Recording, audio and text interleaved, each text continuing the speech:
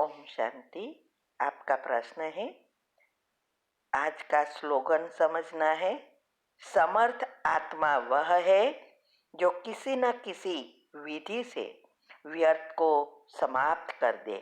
ये विस्तार से समझना है।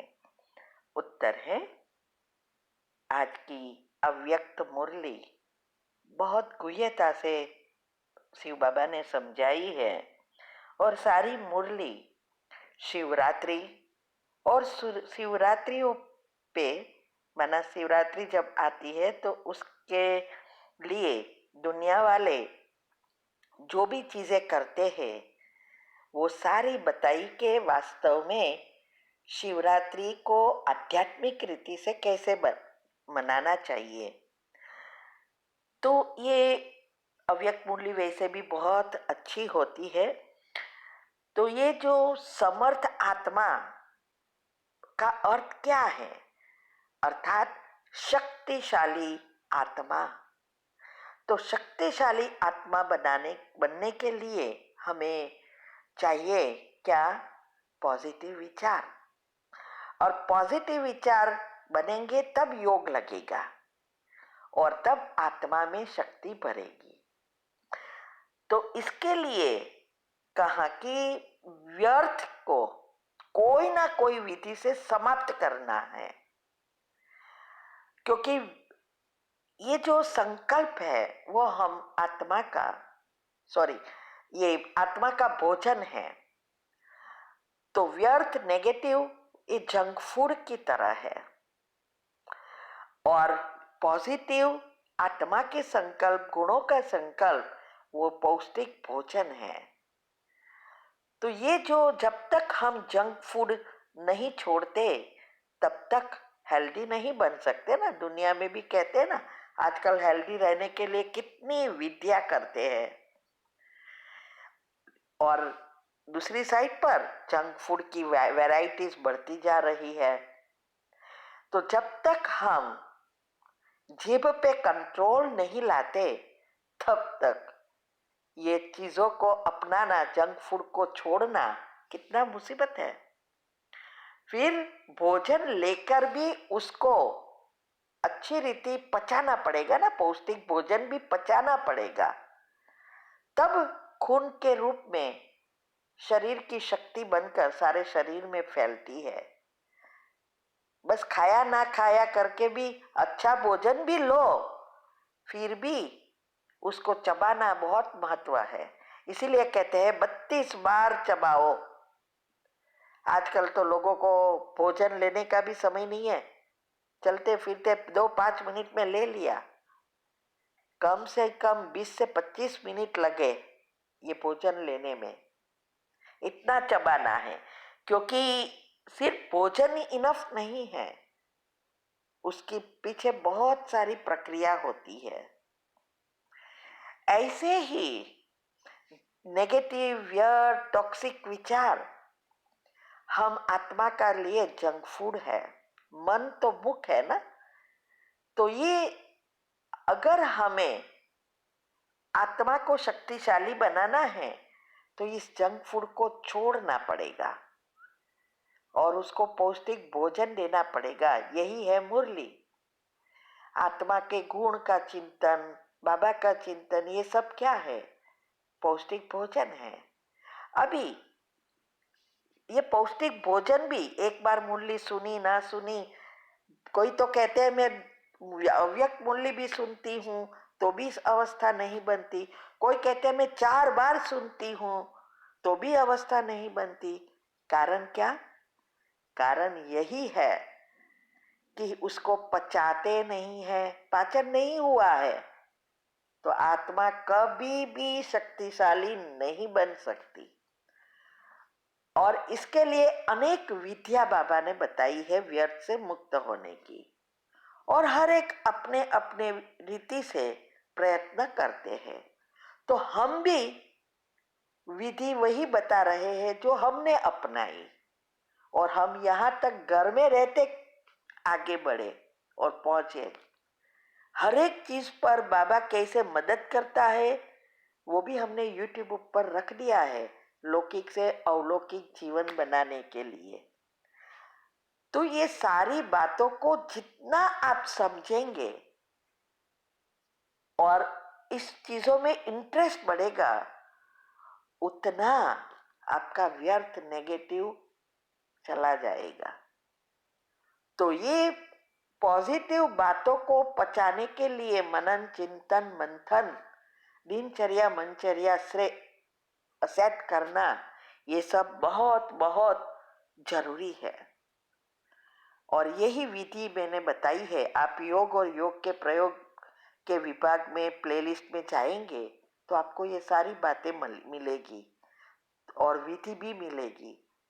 और वीडियो हमारी आती है तीव्र पुरुषार्थ ग्रुप में 16, वो भी अच्छी रीति समझेंगे। देखते हुए नहीं देखना, सुनते हुए नहीं सुनना, ये 5 इंद्रियों को कैसे वश करना, सारी बातें आपको खुद को समझनी पड़ेगी। और फिर हर एक चीज पर हमें विधि, व्यर्थ से मुक्त होने के लिए अपनी रीति से कोई ना कोई विधि बनानी है। तो ये सारी विधि अगर आप ये 8 ग्रुप का रोज करेंगे तो भी आपकी अवस्था बन जाएगी। मैंने अभी परसों ही रखा है अच्छी अवस्था बनाने के लिए क्या क्या करना है। सारे टॉपिक मैंने बनाकर हम रख देते हैं प्रश्न के उत्तर देने के समय। तो वो आप अगर करेंगे तो जरूर आप समर्थ आत्मा बन जाएंगे, क्योंकि अच्छी रीति पॉजिटिव विचार भी प्रोसेस होंगे, पचेंगे, तब आत्मा की शक्ति बनेगी। तो इसीलिए कहा कि ये जो पुरुषार्थ करती है वो आत्मा, वही आत्मा समर्थ बनेगी और पहले जन्म में आने के लायक बन जाएगी। घर में रहते करना है, सिर्फ मन को दिशा देनी है और उसको छोटी छोटी बातों से परिवर्तन करने का, अटेंशन रखने का सीखना है। और ये साइंटिफिक रीति से, कुंडलिनी चक्र की रीति से, हर रीति से मैंने यूट्यूब पर सब समझाया है। ठीक है, अगर विधि फॉलो करेंगे तो सिद्धि मिल जाएगी। ओम शांति। आपका प्रश्न है, मेरे हस्बैंड को नींद में ब्रेथलेस होने लगा है। 6 महीने मैंने दूसरी बार है, जब बोलती हूँ ईसीजी करवा लो तो सुनते नहीं, जबकि नॉर्थ के बेस्ट कार्डियोलॉजिस्ट तक को हम पर्सनली जानते हैं। मैंने डॉक्टर को खुद से भी मैसेज करके कहा हस्बैंड को यह दिक्कत है, आप फोन करके उसको बुला लो, लेकिन हस्बैंड इतने लापरवाह है कि किसी भी सुनते नहीं है। उनका स्ट्रेस लेवल मैं कैसे कम करूं? उत्तर है, देखो, उनका स्ट्रेस लेवल कम करने के लिए पहले आपका स्ट्रेस लेवल कम करो ना, तभी आप आपके पास कुछ होगा तो देंगे ना। आप पहले जो नेगेटिव चिंतन उनके बारे में कर रहे हो और इतना घबरा रहे हो, वो स्टॉप करना पड़ेगा। और फिर उसकी विधि है, योग करके उसको योग में कहना पड़ेगा। योग की प्रयोग की विधि है ये। अगर वो ऐसे नहीं मानते और जितना आप ऐसा बोलते रहेंगे वो और ही ज्यादा करेंगे, क्योंकि आपके संकल्प उसके बारे में चल रहे हैं, तो आप ही उनके पाप कर्म खींच रहे हो। तो इसकी जो मैंने विधि बताई है, सबकॉन्शियस माइंड के 10 नियम और योग के प्रयोग की विधि, वो अच्छी रीति उसको समझो। एग्जाम्पल के साथ मैंने बताया है, यूट्यूब ऊपर आपको प्लेलिस्ट में जाएंगे तो इसका विभाग अलग ही है, तो टाइटल के साथ सब रखा है।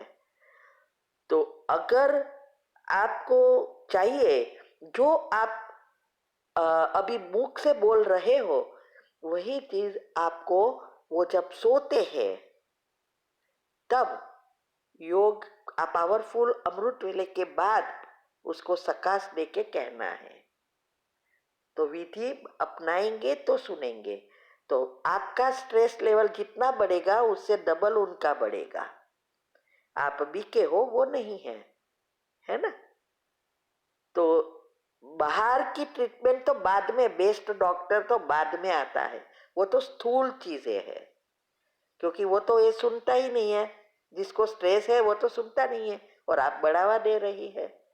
पहले सूक्ष्म तो क्लीन करो, मैंने कहा है सूक्ष्म, स्थूल और कारण।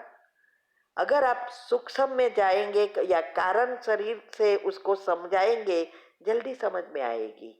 और तीनों शरीर को क्लीन करो ना, दुआएं कमाओ, बताया है ना मैंने, वो सब करना पड़ेगा। वेबिनार में आता है, अभी आजकल वेबिनार चल रहा है, तो उसमें भी मैं यही बातें बता रही हूँ और यूट्यूब पर भी रखे हैं। तो 9 से 10 फ्राइडे को होता है, अटेंड करो ना, तो आमने सामने आप सब कुछ समझ सकेंगे। ठीक है। ओम शांति।